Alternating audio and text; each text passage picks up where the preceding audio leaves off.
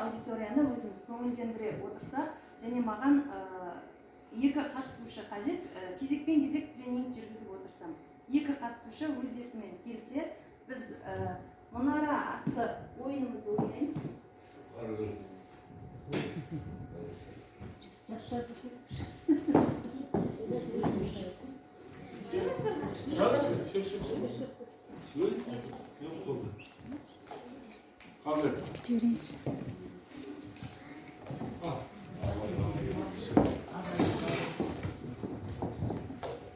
Мына жерде өздеріңіз көріп отырғандай стакандар бар. Осы стакандардан біз мұнара жасаймыз.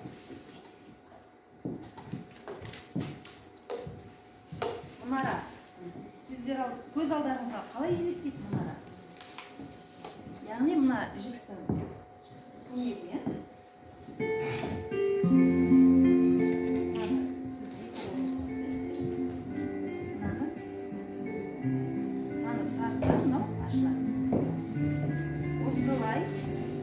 сіздер тартып, мына нені меласты қысып, бірінің үстіне бірі. Неғұрлым мұнарамыз көп болған сайын әдемі болады, е? Бірінің үстіне. Жоқ, мына жіппен тоқыла ма? Жіппен, мынаны жіппен алып, қолмен ұстамайсыздар. Мына жіптің көмегіне жүгінеміз. Осы жіпті екеуіңізге біреу. Екеуміздің қолымыз үйлесу керек. Сөйлемеу керек және ойынның шартында ишараны түсіндіре отырып, бір-бірімізді ұғынуымыз қажет. Жақындан ұстау шарт емес пе, алыстан ұстау керек? Ішіне жақындатып жібермеңіздер. Мына жіп әдейімен ұзын қойған, қаншалықты ұзын қойған.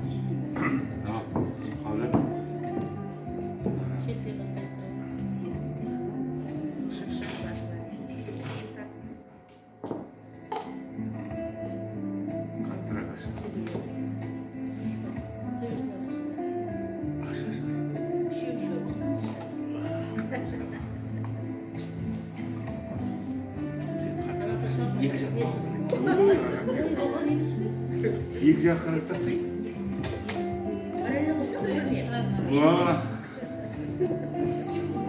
Қызылып кетті. Ер жағына басайық та? Үстіне. Беру. Жағына қойсаң, шәрі қойсаң. Сен бұра шамдар. Көмі болса, қатты сілкілемесің.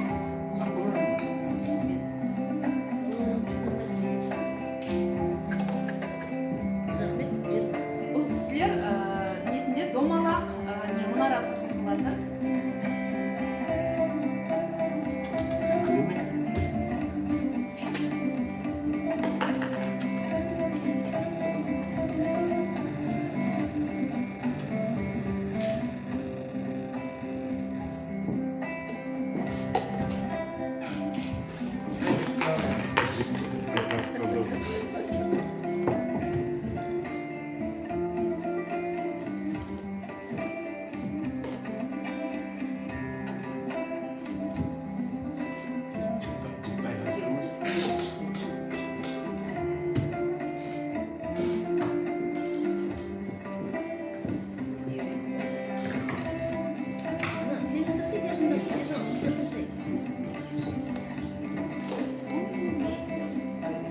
Bunlar bizim istek koymanımızda.